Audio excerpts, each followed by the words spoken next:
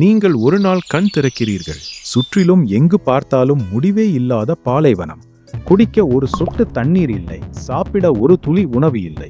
உங்கள் மொபைல் இல்லை, உங்கள் கார் இல்லை, உங்களை தேட யாரும் இல்லை. அந்த நேரத்தில் நீங்கள் என்ன செய்வீர்கள்? இது ஹாலிவுட் படம் இல்லை. 2006 ஆஸ்திரேலியாவில் நடந்த ஒரு உண்மை சம்பவம். 71 நாட்கள் மரணத்துடன் நேருக்கு நேர் போராடி உயிருடன் திரும்பி வந்த மனிதன் ரிக்கி மெகி.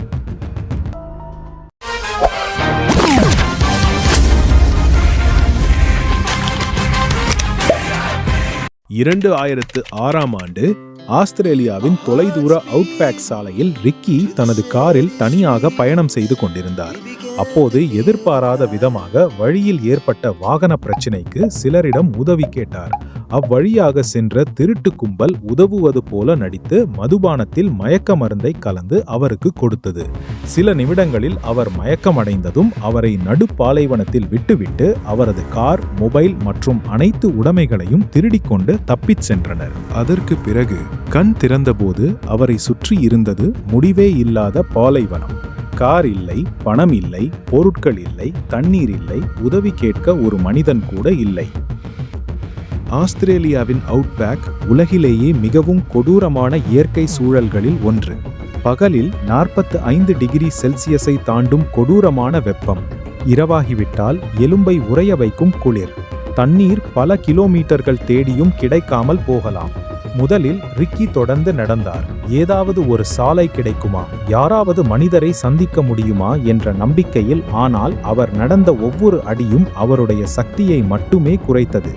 எல்லா திசைகளும் ஒரே மாதிரி, எந்த வழியும் வெளியே செல்லும் வழியாக தெரியவில்லை. அப்போது அவர் ஒரு முடிவு எடுத்தார். இப்படி அலைந்து திரிந்தால் நான் உயிரோடு இருக்க முடியாது. அதன் பிறகு தப்பித்து ஓடுவது இல்லை, உயிர் பிழைப்பதுதான் இலக்கு. சில நாட்கள் கழித்து அவருக்கு ஒரு சிறிய சேறு கலந்த நீர்த்தேக்கம் கிடைத்தது. அந்த தண்ணீர் குடிக்க ஏற்றதல்ல, ஆனால் தாகம் முதலில் உயிரை பறித்துவிடும். அதனால் அதே சேறு கலந்த தண்ணீரைத்தான் குடித்தார். அடுத்த சவால் உணவு. சாப்பிட எதுவுமே இல்லை. இயற்கை கொடுத்ததைத்தான் அவர் ஏற்றுக்கொண்டார். வெட்டுக்கிளிகள், வண்டுகள், அட்டைகள், சிறிய தவளைகள், வாழ்வதற்கு தேவையான சக்தி கிடைத்தால் போதும். அந்த நிலை. பிறகு மரக்கிளைகளை வைத்து ஒரு சிறிய தற்காலிக குடிசையை அமைத்தார். பகலின் கொதிக்கும் வெயிலிலிருந்தும் இரவின் கடும் குளிரிலிருந்தும் அதுவே அவருக்கு பாதுகாப்பான வீடாக மாறியது. நாட்கள் மெதுவாக வாரங்களாக மாறின. அவரது உடல் மெலிந்து எலும்பும் தோலும். முகம் முழுவதும் தாடி வளர்ந்தது. வெயில் அவரது தோலை கருக வைத்தது.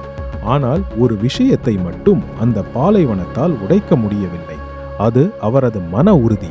ஒவ்வொரு காலையிலும் இன்று மட்டும் உயிரோடு இருக்க வேண்டும் என்ற ஒரே எண்ணத்துடன் அவர் எழுந்தார். 71 நாட்கள். ஆம், முழு 71 நாட்கள் கடந்த பிறகுதான் அருகில் வேலை செய்து கொண்டிருந்த சில விவசாயிகள் மனிதர் ஒருவர் வாழ்ந்ததற்கான தடயங்களை கவனித்தனர். அவர்கள் தேடிச் சென்றபோது மிகவும் பலவீனமான நிலையில் ரிக்கியை கண்டுபிடித்தனர்.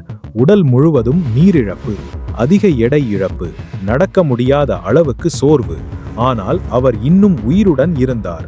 ரிக்கி மெகியின் கதை ஒரு மனிதன் எவ்வளவு வலிமையானவன் என்பதை பற்றிய கதை அல்ல. ஒரு மனிதனின் மன உறுதி, பொறுமை, சரியான முடிவுகள், நம்பிக்கை, இந்த 4ம் சேர்ந்தால் மரணத்தின் வாயிலிலிருந்தும் திரும்பி வர முடியும் என்பதற்கான உண்மை சாட்சி. அதனால்தான் ஒவ்வொரு சாகச பயணமும் நல்ல திட்டமிடலுடன் தொடங்க வேண்டும். ஏனென்றால் ஒவ்வொரு உயிர் பிழைப்பு கதையும் நான் கைவிட மாட்டேன் என்ற ஒரு முடிவில்தான் ஆரம்பமாகிறது.